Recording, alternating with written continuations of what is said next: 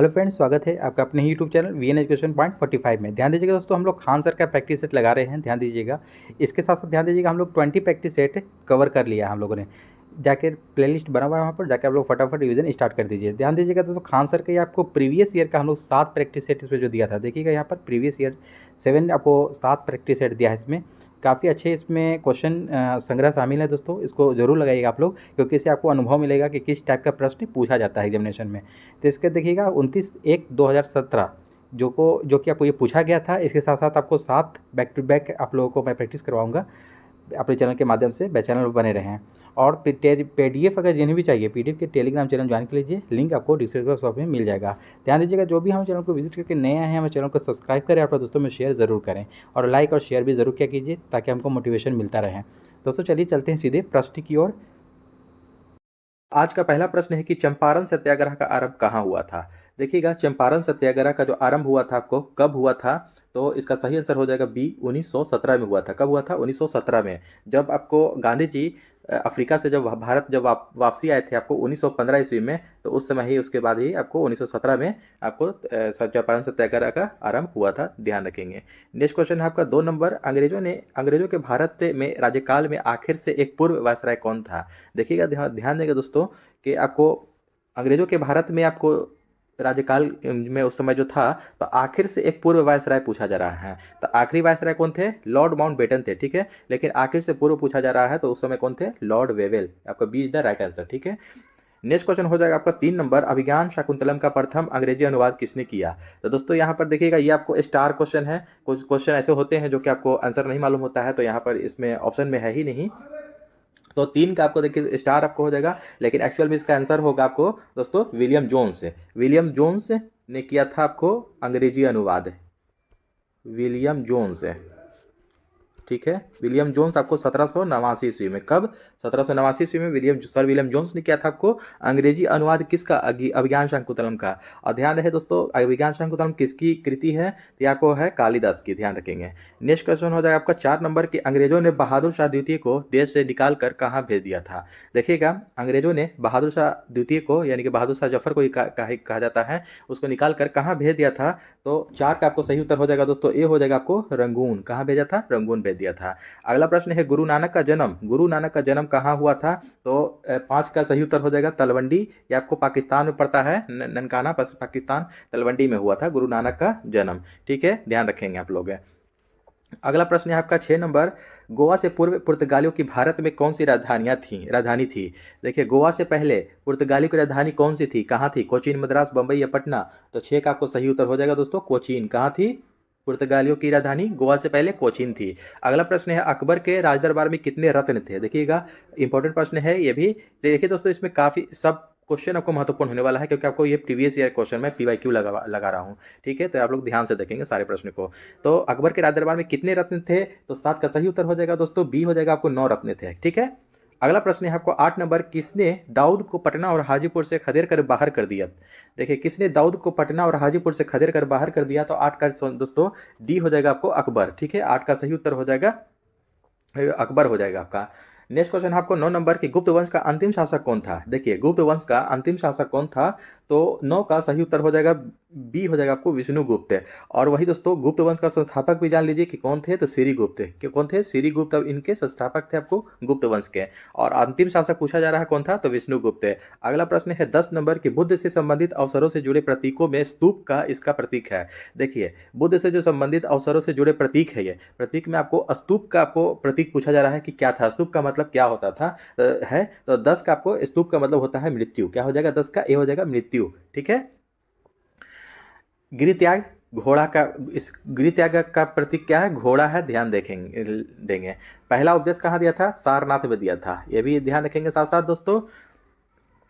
Next question है आपका, national Herald समाचार पत्र किसने प्रारंभ किया। नेशनल हेराल्ड समाचार पत्र किसने शुरू किया था। तो 11 का सही उत्तर हो जाएगा दोस्तों बी, जवाहरलाल नेहरू। किसने किया था? 11 का बी हो जाएगा आपका जवाहरलाल नेहरू। अगला प्रश्न है, मेगास्थनीज चंद्रगुप्त मौर्य के कार्यकाल में था, तो क्या था? मेगास्थनीज चंद्रगुप्त मौर्य के दरबार में आया था ये। मेगास्थनीज किसका आपको राजदूत किसका था? ये सेल्यूकस निकेटर का था। ध्यान रखेंगे अभी। तो ये क्या था? ये एक राजदूत था। बी हो जाएगा आपका आंसर। 12 का सही उत्तर बी हो जाएगा, ठीक है। 13 नंबर प्रश्न है दोस्तों, गुरु गोविंद सिंह की शिक्षा कहाँ हुई और उन्होंने पर्शियन कहाँ सीखी? तो देखिएगा दोस्तों, ये आपको जो 13 नंबर क्वेश्चन है, तो ये भी आपका स्टार क्वेश्चन है। इसका आंसर आपको इन चारों में से कोई नहीं होगा। तो ठीक है, तो गुरु गोविंद सिंह की शिक्षा कहाँ हुई और उन्होंने पर्शियन कहाँ सीखी? तो 13 का आपको सही उत्तर हो जाएगा दोस्तों कि आनंदपुर साहिब। ठीक है, कहाँ कहाँ सीखी? आनंदपुर, लिख लेंगे आप लोग, आनंदपुर साहिब। ठीक है ना, आनंदपुर साहिब में सीखी। ये आपको कहाँ पड़ता है? पंजाब में पड़ता है दोस्तों। ठीक है, पंजाब में सीखा। और इसके साथ साथ एक और पॉइंट याद रखेंगे कि गुरु गोविंद सिंह, देखिए खालसा पंथ की जो स्थापना किया था ना, तो खालसा पंथ का स्थापना भी गुरु गोविंद सिंह ने ही किया था। कब किया था? 1699 ईस्वी में क्या था? खालसा पंथ की स्थापना। ध्यान रखेंगे ये भी पॉइंट को। नेक्स्ट क्वेश्चन हो जाएगा आपका 14 नंबर के, अमजद अली खान इसको बजाने के लिए जाने जाते हैं। देखिए अमजद अली खान जो है आपको किसको बजाने के लिए प्रसिद्ध है, फेमस है? तो 14 का आपको ए हो जाएगा सरोद। क्या हो जाएगा? सरोद बजाते हैं।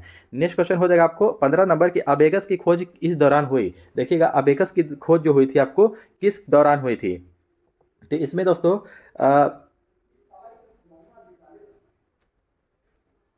तो अबेगस का खोज ये दोस्तों इसमें भी आपको दिया है, स्टार क्वेश्चन दिया है इसमें भी। तो इसका आपको सही उत्तर हो जाएगा दोस्तों कि शांग सभ्यता काल में हुई थी ए, लेकिन आपको इसे पूछा रहा है इस दौरान हुई, तो जाकर के ये हुआ था आपको ईसा पूर्व की दूसरी शताब्दी में। कब? ईसा पूर्व की दूसरी शताब्दी। ठीक ना, यानी कि बीसी की दूसरी शताब्दी में हुआ था। ध्यान रखेंगे, दूसरी शताब्दी।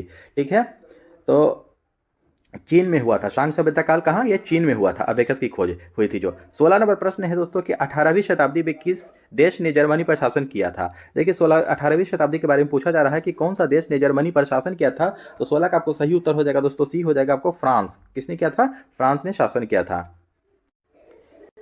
17 नंबर प्रश्न है, भारत के दोनों लोकसभा और राज्यसभा में कोरम के लिए कुल सदस्यों का कौन सा अंश आवश्यक है? देखिएगा दोस्तों यहाँ पर कि भारत के दोनों लोकसभा और राज्यसभा में कोरम के लिए कुल सदस्यों की संख्या जो होती है आपको अंश आवश्यक है कितना? इसका बी आपको राइट आंसर हो जाएगा 1/10। ठीक है, कोरम का कितना होता है? 1/10। ध्यान रखेंगे। अगला प्रश्न है, साप्ताहिक चार्ली हेब्डो कहाँ से प्रकाशित किया जाता है? देखिए साप्ताहिक जो है आपको ये चार्ली हेब्डो कहाँ से प्रकाशित किया जाता है? तो 18 का सही उत्तर हो जाएगा बी, हो जाएगा आपको पेरिस। पेरिस फ्रांस की राजधानी है पेरिस, पेरिस से प्रकाशित किया जाता है। अगला प्रश्न है आपको 19 नंबर, H1N1 इसके द्वारा होता है। देखिएगा इसको H1N1 इसको स्वाइन फ्लू कहा जाता है। क्या है? स्वाइन फ्लू का ये सूत्र है आपको, ये बोला जाता है H1N1। ठीक है, और 19 का आपको सही उत्तर हो जाएगा बी, हो जाएगा आपको जीवाणु। ठीक है, किसके द्वारा फैलता है H1N1? ये जीवाणु के द्वारा,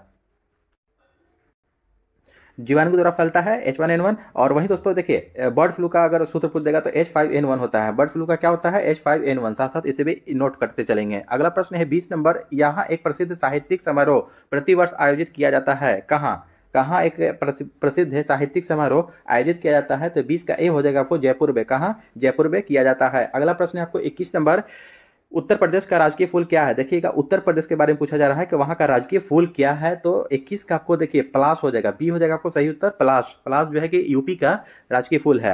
नेक्स्ट क्वेश्चन हो जाएगा आपको 22 नंबर के, वाल्मीकि राष्ट्रीय उद्यान कहां पर है? देखिएगा वाल्मीकि राष्ट्रीय उद्यान कहां पर स्थित है आपको? तो 22 का सही उत्तर हो जाएगा दोस्तों सी, बिहार में है। कहां है वाल्मीकि राष्ट्रीय उद्यान? बिहार। नेक्स्ट क्वेश्चन है, भारत में प्रथम ऊनी कपड़ों की मिल कहां खोली गई है? देखिए भारत में प्रथम ऊनी कपड़ों की मिल कहां खोली गई है? तो 23 का सी हो जाएगा आपको दोस्तों कानपुर। कहां? कानपुर में खोली गई पहली मिल। नेक्स्ट क्वेश्चन हो जाएगा आपको 24 नंबर, प्राकृतिक रेशम की कितनी मुख्य किस्में हैं? देखिएगा प्राकृतिक रेशम की कितनी मुख्य किस्में हैं? तो 24 का बी हो जाएगा दोस्तों 4। कितनी है मुख्य किस्में? 4। अगला प्रश्न है 25 नंबर, जालियांवाला बाग कहां पर स्थित है? तो 25 का सही उत्तर हो जाएगा दोस्तों सी, अमृतसर। जालियांवाला बाग कहां है? जालियांवाला बाग अमृतसर। तो जलियांवाला बाग, इसको ध्यान रखेंगे, जलियांवाला बाग जो घटना घटा था आपको कब घटा था? 13 अप्रैल 1919। ठीक है, छोटा डेट के साथ याद रखेंगे, छोटा डेट के साथ इसको याद रखना है क्योंकि छोटा डेट के साथ ही पूछता है। 13 अप्रैल 1919 को जलियांवाला बाग हत्याकांड हुआ था। ठीक है, नेक्स्ट क्वेश्चन हो जाएगा आपको 26 नंबर, तमिलनाडु में पाई जाने वाली मुख्य जनजाति है। देखिएगा तमिलनाडु के रिगार्डिंग पूछा जा रहा है कि वहाँ की मुख्य जनजाति कौन सी है? तो 26 का आपको ए हो जाएगा आपको इरूला। तमिलनाडु में कौन सी जनजाति पाई जाती है मुख्य जनजाति? 26 का ए हो जाएगा आपको इरूला जनजाति। अगला प्रश्न है, जाड़वा जनजाति कहाँ पाई जाती है? देखिएगा जाड़वा जनजाति ये कहाँ पाई जाती है? तो 27 का डी हो जाएगा आपको अंडमान, अंडमान निकोबार में पाया जाता है ये जाड़वा जनजाति। अगला प्रश्न है 28 नंबर, भारत की सर्वप्रथम वन्यजीव संरक्षण परियोजना का नाम क्या था? तो 28 का सही उत्तर हो जाएगा आपको डी, हांगुल। क्या हो जाएगा? हांगुल। भारत की सर्वप्रथम वन्यजीव संरक्षण परियोजना का नाम क्या था? हांगुल था। ध्यान रखेंगे 28 का डी। नेक्स्ट क्वेश्चन है आपको 29 नंबर, नीति आयोग का प्रारंभ कब हुआ था, कब हुआ? देखिएगा नीति आयोग का जो शुरुआत हुई है कब हुई है, प्रारंभ कब हुआ? तो 29 का सही उत्तर हो जाएगा आपको जनवरी 2015। छोटा डेट भी याद रखेंगे, 1 जनवरी 2015। ठीक है, 1 जनवरी 2015 को नीति आयोग का प्रारंभ हुआ। वहीं आपको नीति आयोग का फुल फॉर्म पूछ देगा दोस्तों, याद रखेंगे national institution for transforming India, ध्यान रखेंगे। अगला प्रश्न हो जाएगा आपका 30 नंबर, पवनार आश्रम के संस्थापक कौन थे? देखिएगा पवनार आश्रम के संस्थापक के कौन थे? तो 30 का सही उत्तर हो जाएगा सी, विनोबा भावे। ठीक है, पवनार आश्रम के संस्थापक कौन थे? विनोबा भावे। वहीं आपको इसको पूछ देगा पवनार आश्रम के आपको ये जो हुआ था संस्थापक विनोबा भावे, इसके दूसरे अध्यक्ष कौन थे? तो पंडित जवाहरलाल नेहरू थे, ध्यान रखेंगे। अगला प्रश्न है जम्मू और कश्मीर की शासकीय भाषा कौन सी थी? देखिए जम्मू और कश्मीर की शासकीय भाषा कौन सी है? तो 31 का सही उत्तर हो जाएगा दोस्तों सी, उर्दू। वहाँ क्या चलती है? उर्दू भाषा बोली जाती है जम्मू कश्मीर में। अगला प्रश्न है आपको जापान की संसद का नाम क्या है? तो जापान की संसद का नाम है डायट। क्या है? डायट। ये जापान की संसद का नाम डायट है। कोटेक्स स्पेन का है, स्पेन की संसद का नाम है कोटेक्स। इसको भी साथ साथ ध्यान रखेंगे दोस्तों। अगला प्रश्न हो जाएगा आपको 33 नंबर की रियाल मुद्रा है इस देश की। देखिएगा रियाल मुद्रा जो चलता है आपको किस देश में चलता है? तो 33 का सी हो जाएगा आपको सऊदी अरेबिया। ठीक है, सऊदी अरेबिया आपको सबसे आपको ये रियाल आपको चलता है सऊदी अरब में, इस देश की आपको रियाल मुद्रा है दोस्तों। यहीं पे एक और चीज़ जान लीजिए कि सबसे महंगा करेंसी कौन सा है आपको? तो कुवैती दिनार है। क्या है? कुवैती दिनार। इसको ध्यान रखेंगे कि सबसे महंगा करेंसी कौन सा है, सबसे महंगा मुद्रा? तो कुवैती दिनार, ध्यान रखेंगे। अगला प्रश्न हो जाएगा 34 नंबर प्रश्न है दोस्तों कि भारतीय झंडे में चक्र का रंग क्या है? देखिएगा भारतीय झंडे में चक्र का रंग क्या है आपको? नीला, लाल, केसरी या काला? तो 34 का ए हो जाएगा नीला। ठीक है, और यही दोस्तों साथ में ये भी याद रखेंगे कि चक्र की संख्या कितनी है? तिलों की संख्या उसमें 24, ध्यान रखेंगे 24 आपको तिलों की संख्या। तो भारतीय झंडे में चक्र का रंग क्या है? नीला है, गहरा नीला भी लिख देगा, वो भी आपको सही होगा। ठीक है, नेक्स्ट क्वेश्चन हो जाएगा आपको 35 नंबर, वंदे मातरम का अंग्रेजी में अनुवाद किसने किया? देखिए वंदे मातरम का अंग्रेजी में अनुवाद आपको किसने किया, ट्रांसलेट किसने किया? तो 35 का आपको सी हो जाएगा अरविंद घोष। किसने किया? अरविंद घोष ने किया, ध्यान रखेंगे। नेक्स्ट क्वेश्चन है आपका चैत्र 1 प्रायः पड़ता है इस दिन को। देखिए चैत्र 1 जो है आपको प्रायः जो पड़ता है किस दिन को पड़ता है? तो 36 का आपको डी हो जाएगा आपको 22 मार्च। किस कब पड़ता है? 22 मार्च को पड़ता है चैत्र 1। एक चैत्र जो चैत का जो पहला महीना का 1 तारीख जो होता है ना वो आपको 22 मार्च कहलाता है। ठीक है, ध्यान रखेंगे। अगला प्रश्न हो जाएगा आपका 37 नंबर कि सत्यमेव जयते के यहाँ से लिया गया है। देखिएगा सत्यमेव जयते यहाँ से लिया गया है, यानी कि कहाँ से लिया गया है? तो 37 का आपको बी हो जाएगा दोस्तों मुंडकोपनिषद से लिया गया है सत्यमेव जयते। नेक्स्ट क्वेश्चन आपको 38 नंबर कि मार्च 2016 में गतिमान एक्सप्रेस की आजमाइशी यानी कि ट्रायल यात्रा दिल्ली और इस शहर के मध्य हुई। देखिएगा दिल्ली और कहाँ से कहाँ हुई थी? तो 38 का डी हो जाएगा आपको दोस्तों आगरा, दिल्ली और आगरा के बीच हुई थी। नेक्स्ट क्वेश्चन हो जाएगा 39 नंबर कि किसका उपनाम द वॉल है। देखिएगा काफी इंपॉर्टेंट प्रश्न हो जाएगा ये भी आपका कि द वॉल आपको किसका उपनाम से विख्यात है आपको? तो 39 का डी हो जाएगा राहुल द्रविड़ को द वॉल के नाम से जाना जाता है। ठीक है, मास्टर ब्लास्टर सचिन तेंदुलकर, ध्यान रखेंगे ये भी। नेक्स्ट क्वेश्चन हो जाएगा शोएब अख्तर आपको ये क्या कहा जाता है आपको? रावलपिंडी एक्सप्रेस के नाम से। अगला प्रश्न हो जाएगा आपको रेड क्रॉस का मुख्यालय कहाँ है? देखिएगा रेड क्रॉस का जो मुख्यालय है कहाँ पर स्थित है? आपको 40 का सही उत्तर हो जाएगा ए, स्विट्जरलैंड। ठीक है, रेड क्रॉस का मुख्यालय कहाँ है? स्विट्जरलैंड में है। नेक्स्ट क्वेश्चन हो जाएगा आपका 41 नंबर के आनंद मठ के लेखक कौन थे? देखिएगा आनंद मठ के लेखक कौन थे? तो 41 का सही उत्तर हो जाएगा बी, बंकिम चंद्र चटर्जी। कौन थे आनंद मठ के लेखक? बंकिम चंद्र चटर्जी। अगला प्रश्न है द ऑडेसिटी ऑफ होप किसने लिखी है? देखिएगा द ऑडेसिटी ऑफ होप के लेखक कौन है? तो 42 का सी हो जाएगा बराक ओबामा। कौन हो जाएंगे? 42 का सी हो जाएगा आपको Barack Obama the Audacity of Hope के लेखक हैं।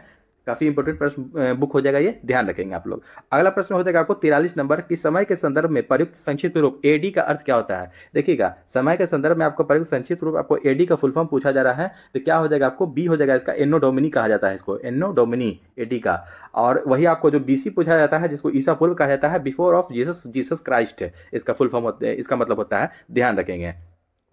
अगला प्रश्न है आपको 44 नंबर शहीद दिवस कब मनाया जाता है? तो 44 का सही उत्तर हो जाएगा दोस्तों सी, 23 मार्च को शहीद दिवस के रूप में मनाया जाता है, 23 मार्च को। ठीक है, 23 मार्च को जो राजगुरु सुखदेव और भगत सिंह को जो फांसी दी गई थी उन्हीं के ये में ये क्या कहा जाता है? शहीद दिवस के रूप में मनाया जाता है। ठीक है, अगला प्रश्न हो जाएगा आपको 45 नंबर के अपने मोबाइल फोन तक पहुंच नहीं पाने एक्सेस खोने का डर कहलाता है, क्या कहलाता है? अपने मोबाइल फोन तक पहुंच नहीं पाने का डर क्या कहलाता है? तो 45 का आपको सही उत्तर हो जाएगा ए, नोमोफोबिया। क्या हो जाएगा? नोमोफोबिया कहते हैं इसको, ध्यान रखेंगे। अच्छी प्रश्न है कि मोबाइल फोन तक अपने नहीं पहुंच पाने यानी कि उस एक्सेस खोने का डर कहलाता है नोमोफोबिया। नेक्स्ट क्वेश्चन है आपका, सत्यजीत रे द्वारा निर्देशित सर्वप्रथम चलचित्र था, कौन सा था? आपको सत्यजीत रे के द्वारा निर्देशित सर्वप्रथम चलचित्र कौन सा था? तो 46 का आपको डी हो जाएगा दोस्तों पाथेर पंचाली। ठीक है, पाथेर पंचाली सत्यजीत रे के द्वारा निर्देशित सर्वप्रथम चलचित्र था। अगला प्रश्न है आपको 47 नंबर, भारत का सर्वप्रथम बड़ा संग्रहालय कहाँ पर है? देखिएगा, भारत का सबसे बड़ा संग्रहालय कहाँ पर है? दिल्ली, मुंबई, कोलकाता या बिहार? तो 47 का आपको सी हो जाएगा कोलकाता। सबसे बड़ा संग्रहालय कहाँ है? कोलकाता में है। अगला प्रश्न है, पंचतंत्र किसने लिखा? ठीक है, काफी इजी प्रश्न है ये। पंचतंत्र किसने लिखा? आपको ए हो जाएगा आपको विष्णु शर्मा का ये लिखा हुआ है।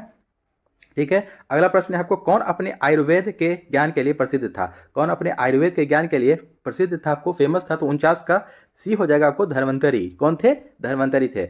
अगला प्रश्न हो जाएगा आपका 50 नंबर के, आईपीएल क्रिकेट का आरंभ कब हुआ?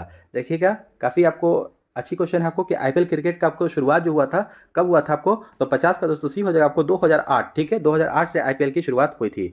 नेक्स्ट क्वेश्चन है, ग्राज शहर यहाँ पर है। देखिएगा, ग्राज शहर का आपको कहाँ पर स्थित है? तो 51 का बी हो जाएगा आपको ऑस्ट्रिया में है। कहाँ है ग्राज शहर? ऑस्ट्रिया में है।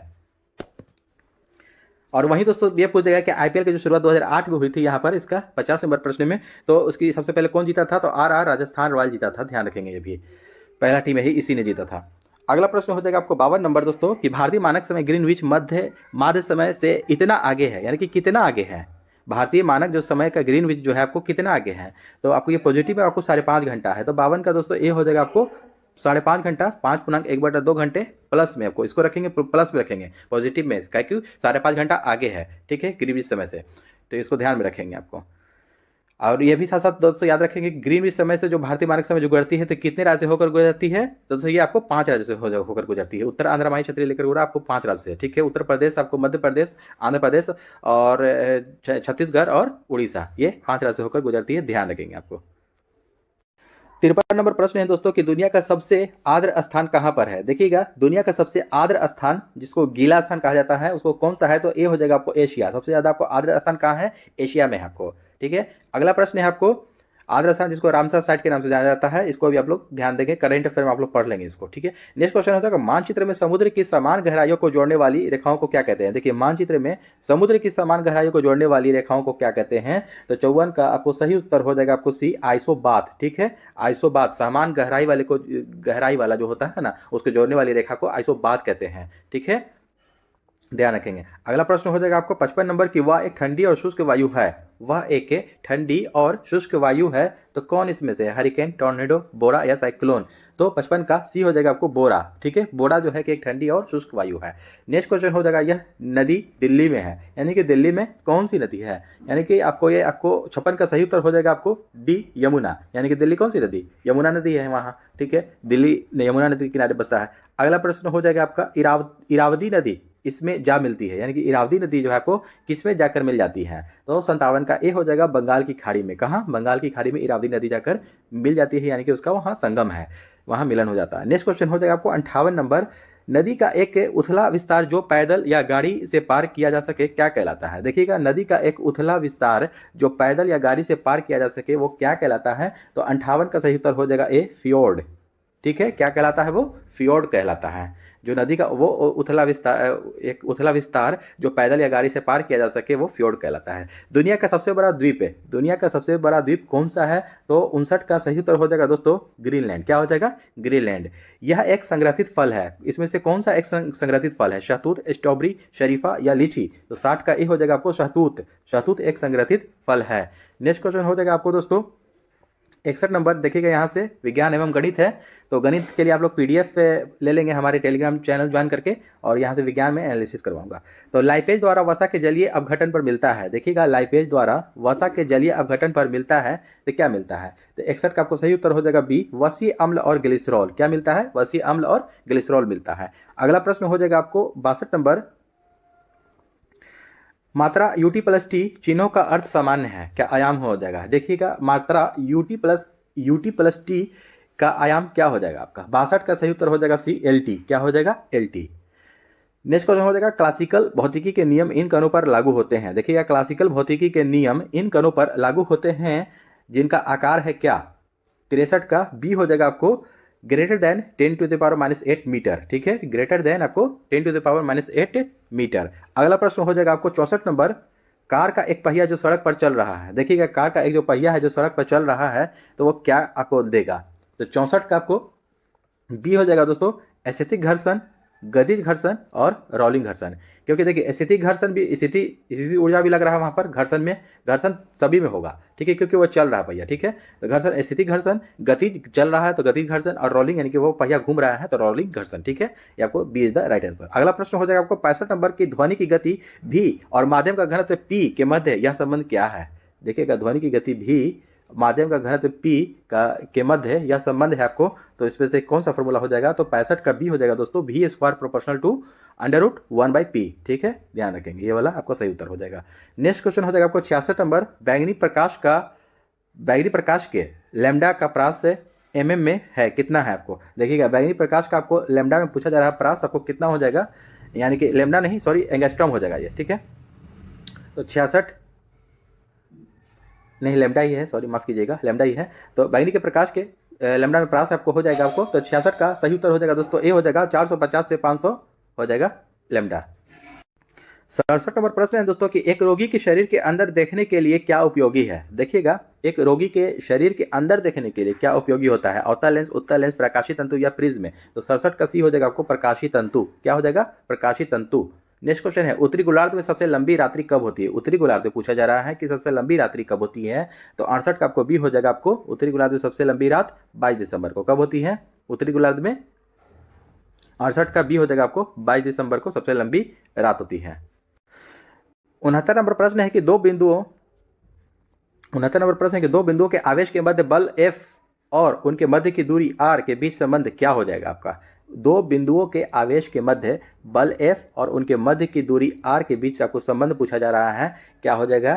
तो 69 का डी हो जाएगा दोस्तों F proportional to 1/r², F proportional to 1/r² हो जाएगा।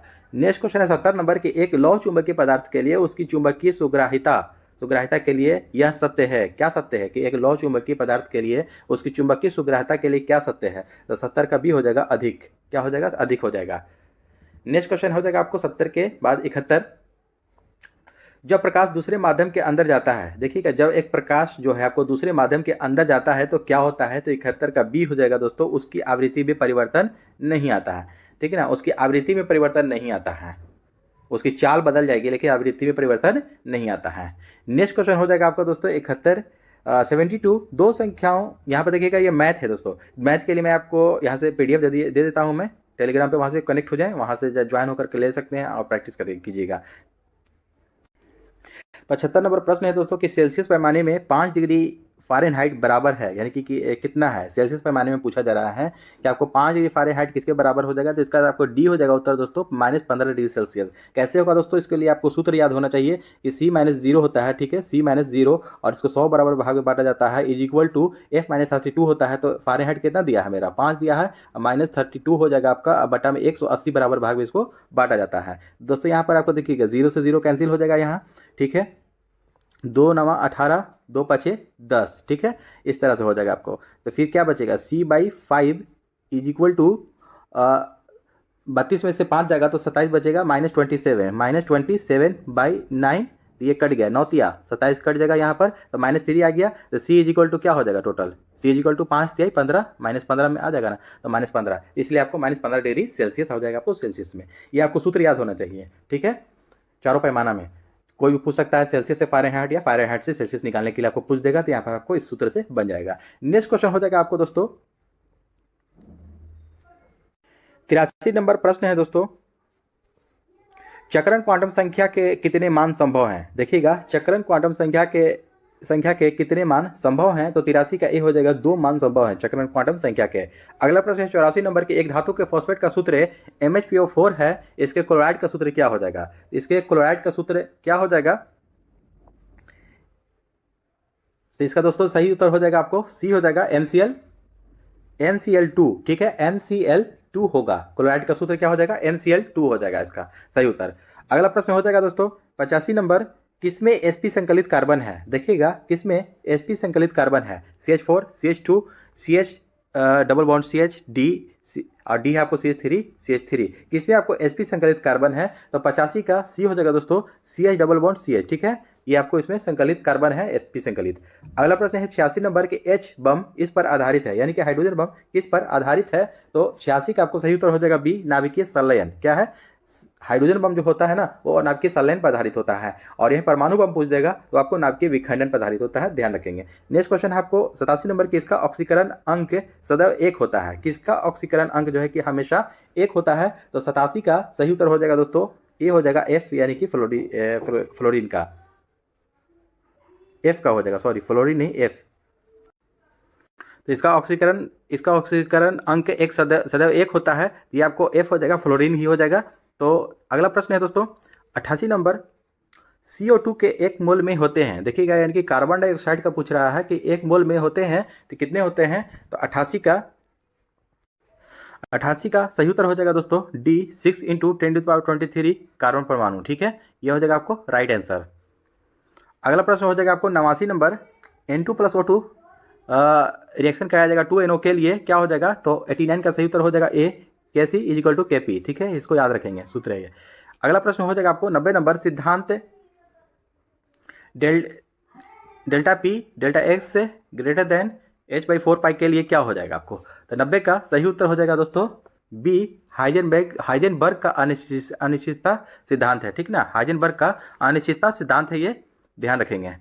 अगला प्रश्न हो जाएगा 91 नंबर, C6H14 के कितने अचक्रीय श्रृंखला समावयवी संभव हैं? C6H14 के कितने अचक्रीय श्रृंखला समावयवी संभव हैं? तो 91 का सही उत्तर हो जाएगा दोस्तों C, 5। कितने हैं? 5। अगला प्रश्न है, यदि दोनों जनकों का रुधिर वर्ग AB हो तो उनके बच्चों के संभावित रुधिर वर्ग हो सकते हैं, क्या होंगे? तो 92 का B हो जाएगा, A, B और AB, कुछ भी मतलब कि A भी हो सकता है, B भी हो सकता है और AB भी हो सकता है, यानी कि दोनों जनकों के, यानी कि पुरुष और महिला दोनों का जब रुधिर वर्ग आपको जो ब्लड ग्रुप जो है आपका AB अगर है तो उनके बच्चों में संभावित रुधिर ब्लड ग्रुप कौन सा हो सकता है? तो A, B और AB तीनों हो सकता है, ध्यान देंगे। 93 नंबर प्रश्न है दोस्तों, भूख लगने पर कोई व्यक्ति सर्वप्रथम उपयोग करता है अपनी, क्या उपयोग करता है? तो 93 का A हो जाएगा, ग्लाइकोजन। जब भूख लगता है किसी भी व्यक्ति को तो वो सर्वप्रथम आपको किस चीज़ का उपयोग करता है? तो ग्लाइकोजेन का उपयोग करता है। 93 का A is the right answer. Next question आपको 94 नंबर, यह एक प्रोटीन नहीं है, देखिएगा प्रोटीन कौन सा इसमें नहीं है? कोलेजन, इलास्टिन, रेशम या लिम्फोसाइट है? तो 94 का D हो जाएगा आपको, लिम्फोसाइट एक प्रोटीन नहीं है। नेक्स्ट क्वेश्चन हो जाएगा आपको 95 नंबर, कि यह आयन रुधिर प्लाज्मा में उपस्थित नहीं होता, देखिएगा कौन सा आयन रुधिर प्लाज्मा में उपस्थित नहीं होता है? तो 95 का D हो जाएगा आपको Cu++, ठीक है, ये आपको नहीं उपस्थित होता है रुधिर में प्लाज्मा। नेक्स्ट क्वेश्चन आपको, इसकी पोषण विधि होलोफाइटिक है, किसकी पोषण विधि जो है कि आपको होलोफाइटिक है? तो 96 का C हो जाएगा आपको, यूग्लिना का जो है आपको पोषण विधि होलोफाइटिक है। अगला प्रश्न है आपको 97 नंबर, यक एस्टेरॉय स्रावित होता है, यक एस्टेरॉय आपको स्रावित होता है कहाँ से? तो 97 का सही उत्तर हो जाएगा C, आग्नेयाशय यानी कि पैंक्रियास से स्रावित होता है, ध्यान देंगे।